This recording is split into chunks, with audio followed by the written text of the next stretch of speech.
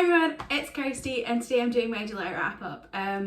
So in July I read a fair amount of books because I took some time off work and went and visited my parents on the Isle of Skye. So we didn't really do much and I had a lot of time to read. So I have a reading vlog for that week which you can find up here. Is it here? I can't remember. And yeah, I had a really good week. So I read a fair amount of books this month. I also got a cat this month. She's somewhere out there. I don't know what she's doing. She might wander in at some point. Yeah, that was like the last day of the month. So yeah, I had a good July, I think. So we'll just get to the books. So the first book I read was Boyfriend Material by Alexis Hall. This I read as a buddy read with my friend Kate at Reading Through Infinity. And it was just, it was so good. It was just like, you know, when there's so many books out there that like say they're a rom-com, and I love rom-coms, but there's so many romance books that aren't rom-coms but say they're or people like say they're rom-coms and they're just not funny. But this was like just the perfect kind of rom-com vibe. It reminded me so much of stuff like Bridget Jones's Diary, which I grew up loving. So yeah, I really enjoyed it. It was a good read. Yeah, I'm just really happy I got to read it because it's just so funny. It was so much better than I was even expecting it to be. So yeah, that was like a favourite for me this year so far. So Boyfriend Material is about a guy called Luke who his dad is like a rocker, but he'd never contacted it, like him and his dad are estranged. But Luke, because he is his dad's son, he is like well known in the papers and the British media, so he gets papped quite a lot, like paparazzi like take photos of him quite a lot. So one day he's pictured like falling out of a club. He wasn't even that drunk, but it didn't like come across well in the papers. So his boss, who is a massive homophobe, basically tells him to sort his act out or she's gonna fire him. He decides to ask a guy who is a friend of a friend to become his fake boyfriend because he's quite a well put together man. He's like a lawyer, not a barrister. So yeah, but then feelings develop as they do in romance books. Yeah, so I just really enjoyed it. It was so good. And Boyfriend Material was sent to me by the publisher on NetGalley, so thank you to Sourcebooks Casablanca for sending me that on NetGalley. The next book I read was The Damned by Renee Ahdieh, which was sent to me by Hodderscape because I took part in the blog tour for this. I read The Beautiful last year and absolutely adored it. It was my favourite Renee Ahdieh book so far, and I've read all her books at this point. And I really did enjoy the time with The Damned. This is a sequel to The Beautiful, which came out last year, so I'll tell you about The Beautiful. So The Beautiful is about a girl called Celine who has to leave France due to something that happened in her life. So she runs away to New Orleans, and when she arrives at New Orleans, she stays at she boards at a convent. And to like make money, she sells some kind of like sewn items kind of stuff. And one day she's like outside selling these items, and a girl comes across her and is like, I love your stitch work, you are a master with a needle. And her name is Adette, and Adette takes Celine, because she wants her to make a dress for her. She takes Celine to the kind of gambling den that she goes to, and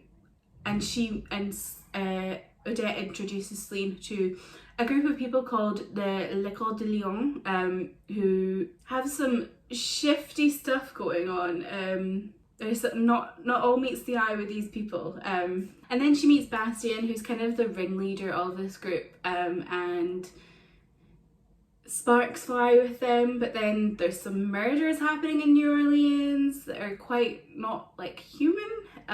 So it's kind of paranormal stuff in the New Orleans in the late 1800s, and it's really fun. I really enjoyed it. I like The Damned. I felt like it kind of stuttered a bit. It wasn't as good as The Beautiful. I still really enjoyed it, but I feel like it's got a bit of second book syndrome. I still really enjoyed my time with it. It wasn't like a bad, like it was fine. It just wasn't up to the same standard in my opinion. However, I do think it's got some good groundwork for a following novel. So I'm excited to see where it goes because it landed on a massive cliffhanger and I'm like, oh my god, what is going to happen to these characters? And I definitely think the latter half was better than the first half. The latter half, the pacing was a lot better and it just like, I don't know, it just felt better. The first half kind of was stumbling a bit. Then I read Stay Gold by Tobley McSmith. I was sent this by Harbour 360YA. I did have it in physical, but I passed it on to a trans reader. So Stay Gold is about a boy called Pony who because his dad is in the army, he moves around a lot, and so he's moving to a new school. So he goes into stealth mode in his new school because he just doesn't want people knowing and bothering him and asking questions and bullying him. So yeah. And then he meets a girl called Georgia and he begins to fall in love with Georgia, but Georgia doesn't know he is trans. And it is kind of dealing with that kind of coming of age, being a trans person, and whether you should be out or whether you shouldn't be out, and whether it's safer for you or not. I enjoyed this one. I felt like the character development and like Pony was great. I loved Pony, but the character development for Georgia, who was the second, like she was a point of view character, so it felt like her development kind of stuttered a bit. She kind of just like, her character development just kind of felt a bit all over the place because it felt like she was like she went from being not as accepting to being suddenly accepting, and it was like the author was like, I hate the phrase show and don't tell, because for some things that's fine, like telling is fine, but for this it definitely felt like the author was telling us that Georgia was better and she just wasn't. But I did enjoy it. Massive content warnings for like transphobic hatred and violence, and like there's a few other things. Look into content warnings if there's stuff that you are concerned about for a novel like this. But yeah, I did enjoy it. It had some good discussions over whether you should be out or not out and what is safe for you, but I did feel like it was kind of surface level. Like I felt like the author could have gone a lot deeper with it and just didn't. I love the relationships Pony had with his employer, who was an old movie man kind of thing, like an old movie man. He was an actor in the 50s and 60s, and he's just like sorting out his house because he's dying, but he had like a really interesting relationship with him. And then I love Pony's relationship with his sister. His sister was just amazing. So yeah, it was a good novel. It wasn't like an absolute favourite, but I definitely enjoyed it. Oh, I forgot one. So the first book I finished this month actually was Zenny by Rebecca Weatherspoon, which is a romance novel, which is the second book in the Loose Ends series. And I read Rafe 2 years ago. Or was it last year? I can't remember. I read Rafe and I really enjoyed that one, so I was keen to read Zenny. So Zenny is kind of out in the boondocks kind of town because one of her relatives, her auntie, has just died, and she's the one who has to deal with getting her estate in order, and she meets a guy who her aunt really liked, like friendly wise, not relationship wise, and they kind of have a frisson of kind of romantic interest together, and then one thing leads to another and they start dating and hanging out, and it's just really fun. It's a good novel. So I really enjoyed this one. I love Rebecca Weatherspoon's writing. She just does like a romance really well. My one issue with it was just that it was read by a middle-aged man, and like a middle-aged white man. So it just felt a bit strange when he was reading from Zenny's point of view as a black woman who's like in her late 20s or early 30s. I can't remember what age she was, but it just like felt a bit off. It was a strange directing choice to have that guy as the reader, but okay. But yeah, I really enjoyed this one. I felt like the chemistry was really good, and yeah, I just love Rebecca Weatherspoon's writing. She's just like so good. Then on audiobook I read The Order of the Pure Moon Reflected in the Water by Zen Cho, and this is a kind of contained novella setting in a kind of it's like a Malaysian kind of inspired world, but also with like wuxia wuxia elements, you know, like Chinese historical dramas kind of thing. And it was really enjoyable. I really liked this one. I wanted more from it, which obviously you want more from most novellas. I felt like it did really well to keep the story in the novella, but it also was like, oh my god, I want more of this world, which was great because you always like, that's good to know that you enjoy the world. This was really like queer and wonderful, and there's just like so many great characters. And it really felt like it was taking me on a journey in such a short space of time, and I really enjoyed that. I felt like the narrator was really good as well. I think it's the same narrator that does the Poppy War books, so it's good to know that I enjoy her like style of like narration. So if I want to reread the Poppy War before I read the Dragon Republic, I know I'm gonna like it because I like the way she narrates. So yeah. I have Sorcerer to the Crown by Zen Cho sitting on my bookshelf, and I really want to read that one because now I know I like Zen Cho's style of writing. I'm excited for that one. Then I read Mayhem by Estelle Lore, and I was sent this by Wednesday Books as part of a blog tour. This one, it wasn't really my cup of tea. So Mayhem is about a girl who her and her mother are now on the run. Well, not on the run, but her and her mother have gone back to her mother's like birth home because her stepdad is abusing her mother. So they leave him and they go to San Francisco. Is it San Francisco? I can't remember. It's somewhere in California by the water, which doesn't tell you much because a lot of California is by the water. But anyway, so they go there and they live with her mum's sister, her auntie. And then she discovers that like her family have this kind of magic in their blood that allows them to find like killers and bad people. So they're on the hunt for a serial killer that's in their area. The premise sounded really interesting to me and I didn't hate it. It just wasn't really my kind of thing. But I feel like if you're really into like witchy kind of stuff, you'd enjoy this. There was like, I wanted to know more about I felt like it didn't go far into the abuse enough for me, which sounds awful, but like nothing, how do I say this?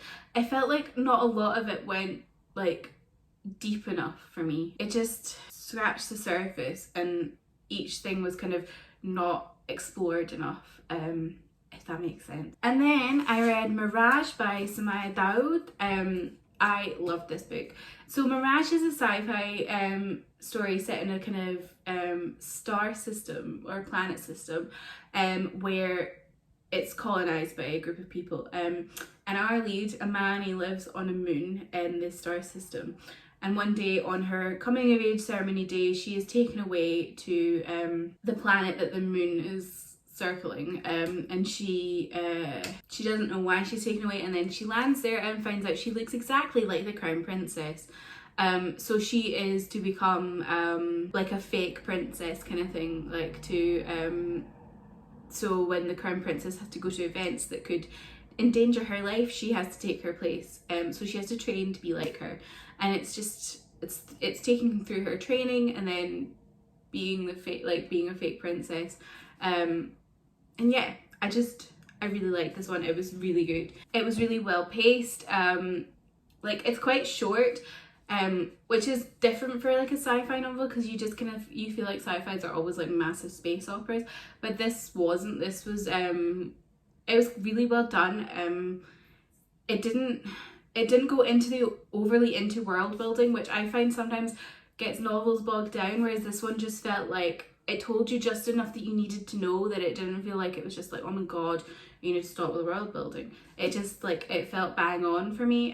The relationships were really great, especially the sisterhood between Imani and the Crown Princess Maram. I felt like I just loved seeing them grow as friends and learning from each other. I felt like that was just really well done. And yeah, I'm really excited to read the sequel. I hope I can get to it soon because I need to know what happens. And then I read Hurts to Love You by Alicia Rai. This is the third book in I forgot what it's called, Forbidden Hearts, something like that, a series by Alicia Rai, which I love. It's the final book, and I've been meaning to read it for an amount of time. So this follows a girl who is like the heiress to a kind of fortune kind of thing in the town that she lives in, because her family own like a kind of major supermarket. So yeah, but she doesn't want to go into the business. She wants to be she wants to develop her own kind of thing, and she's been looking into doing like a ride kind of sharing app kind of thing, a bit like Uber but better for women and more safe. But she's also in love with her her brother's fiance's best friend, who is about 10 years older than her. But he doesn't know. So it's kind of like this forbidden love kind of thing, because he is older than her, and also he has like a history with her family. It's really steamy and really good. I read it on audiobook, and the audiobook was really good. I love Alicia Rye's writing. I feel like she does romance just so well. Her and Rebecca Weatherspoon, who I mentioned before, are two of my favourites. And yeah, this one was like rife with family drama, which was so good. I really enjoyed the family drama. It made me like, I was sitting there like listening to like, oh my god, what's gonna happen next? So yeah, I really like that one. And then the final book I read in July was The Secret of You and Me by Melissa Lionheart. And this one is about a woman who has to go and, oh, it's another book about someone getting their family's affairs in order, but her dad has just died, and she's estranged from her she has been for like 18 years or something. She left when she was like 18. So she goes back to the town that she grew up in, and she's just trying to like sort his life out, whilst also meeting again the woman that she fell in love with, well, the girl that she fell in love with, who is now married to a man. And yeah, it's just kind of dealing with those kind of relationships and dramas and kind of that kind of stuff. This one was really interesting. It was sent to me by Mills and Boone for a blog tour that I took part in. This isn't a book I would normally read, because it's like about people in their late 30s and early 40s, which isn't my kind of normal thing. I normally read people in their 20s, but it was out of my comfort zone, and that's fine. I feel like we should be reading out of our comfort zone sometimes. It was a really interesting book. It wasn't what I was expecting in a way. It just kind of, it was less, like, it was pretty romance heavy, but it felt less like about the romance and more about people dealing with their trauma, because our two main characters were together when they were younger, and then something happened that led to them not being together, and it caused them both to have kind of traumas in their individual like romantic lives. And yeah, it was quite heavy going. It was a lot heavier than I was expecting, because I thought it was just going to be like a nice romance, and it wasn't. Like it was nice romance, but that wasn't the main kind of focus. It was very like focused on the past traumas. So if you're going into this, just beware that there is stuff to do with like homophobia and mentions of like threats of conversion therapy, and there's a lot of cheating in this book. It doesn't bother me, but it did feel excessive at times. Like everyone was cheating, and I was just like, chill out. It's a good one. It was interesting. Not something I would normally read, but so that was my July wrap up. Let me know what books you read in July. Let me know if you had any new favourites this month. I have a new favourite in Boyfriend Material. That was just so good. And Mirage as well was also really good. So yeah, thank you for watching. Leave me a like, leave a comment, subscribe, all that good stuff. Bye!